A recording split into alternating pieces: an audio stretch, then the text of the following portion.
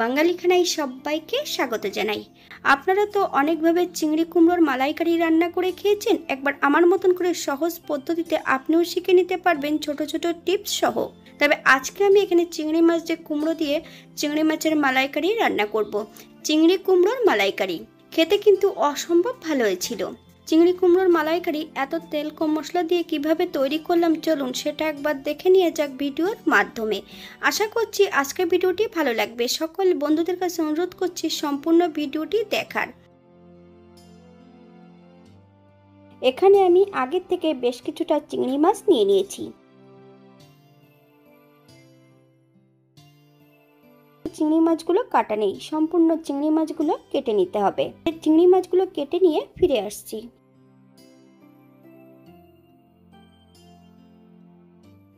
আমি সম্পূর্ণ চিংড়ি মাছগুলো কেটে ধুয়ে পরিষ্কার করে রেখেছি।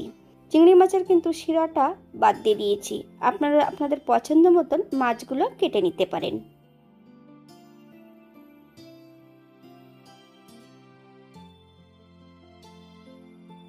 হাফ চামচ লবণ আর হাফ চামচ হলুদ গুঁড়ো মাছের গায়ে লাগিয়ে নিতে হবে।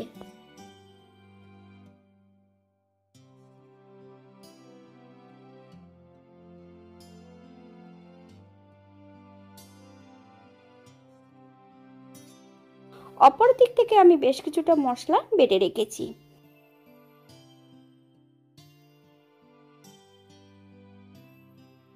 আদা, জিরে, সর্ষে, বেশ কয়েকটা কাঁচা লঙ্কা বেশ মিহি করে বেটে নিয়েছি। এই পর্যায়ে বেশ কিছুটা উপকরণ মশলার মধ্যে অ্যাড করে নেব। বেশ কিছুটা কাঁচা সর্ষের তেল,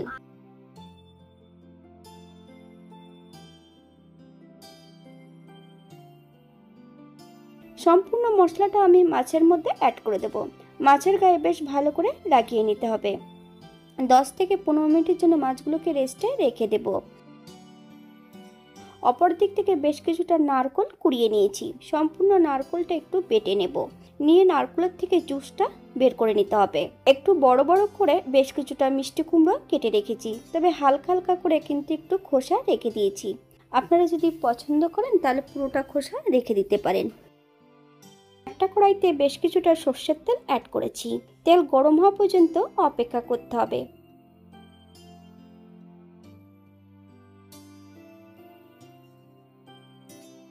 ফোড়নে রেখেছি কালো জিরে। ফোড়ন থেকে সুগন্ধ বেরোলে সম্পূর্ণ মিষ্টি কুমড়োগুলো অ্যাড করে দেব। হাই ফ্লেমে 4 থেকে 5 মিনিটের মতন ভেজে নিতে হবে।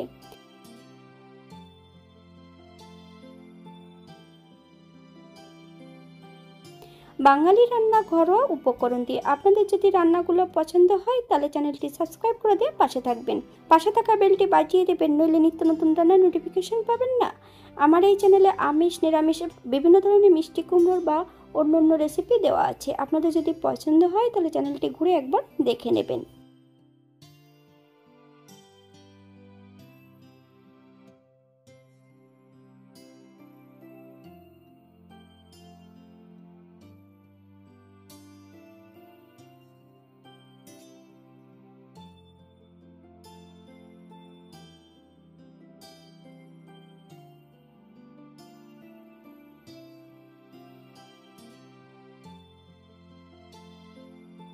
কুমড়ো ভাজার মাঝপথে হাফ চামচ লবণ অ্যাড করব।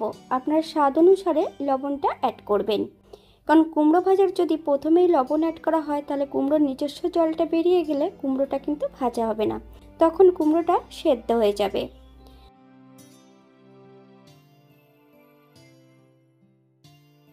হাফ চামচ হলুদ গুঁড়ো। আবারও বেশ 2 থেকে 3 মিনিটের মতন ভালো করে ভেজে নিতে হবে।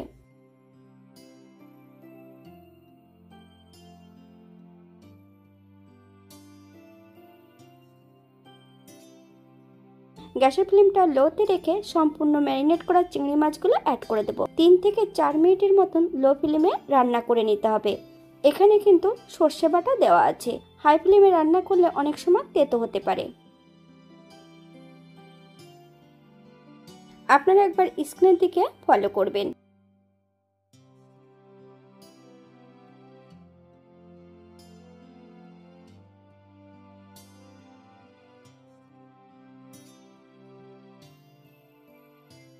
এই পর্যায়ে আমি মশলা ধোয়া বাটি থেকে সামান্য একটু জল অ্যাড করব।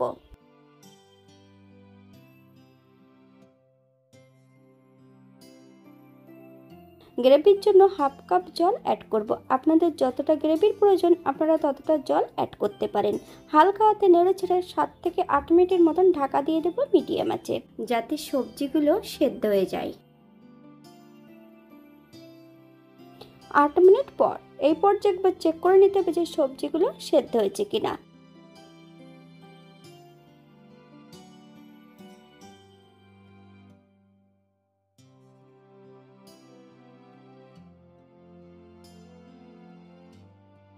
এক চামচ চিনি অ্যাড করব। আপনারা যদি পছন্দ করেন তাহলে পরিমাণে বাড়িয়ে দিতে পারেন।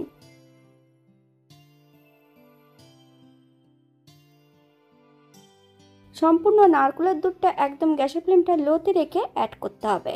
হাই ফ্লেমে রেখে যদি অ্যাড করা হয় অনেক সময় কেটে যেতে পারে। লো ফ্লেমে আবারও 3 থেকে 4 মিনিটের মতন রান্না করে নেব।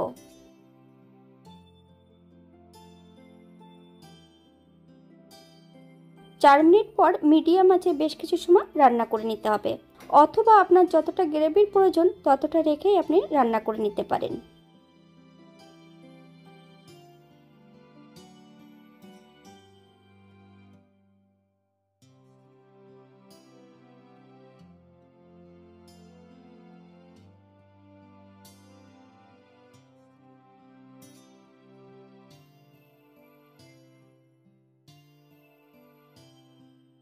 বেশ কিছুটা কাঁচা লঙ্কা এখানে আমি ফালি দিয়ে নিয়েছি। সম্পূর্ণ কাঁচা লঙ্কাগুলো অ্যাড করে দেব।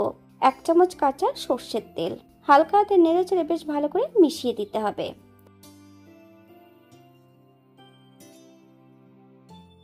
গ্যাসের ফ্লেমটা অফ করে দিয়ে 5 মিনিটের জন্য স্ট্যান্ডিং টাইম দেব, তারপর সার্ভ করব।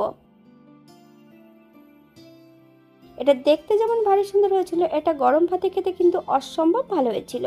আপনারা বাড়িতে একবার একই পদ্ধতিতে বানিয়ে নিতে পারেন। এই রান্নাটিতে আমি পেঁয়াজ রসুন অ্যাড করিনি, আপনারা যদি পছন্দ করেন তাহলে অ্যাড করতে পারেন। এখানে যে উপকরণগুলো আমি অ্যাড করেছি আপনারা এগুলো কম বেশি করে নিতে পারেন। এখানে নারকেলের পরিবর্তে আপনারা একটা পোস্ত বাটা দিয়েও এটা রান্না করতে পারেন, সেটা খেতেও কিন্তু খুব সুস্বাদু হবে।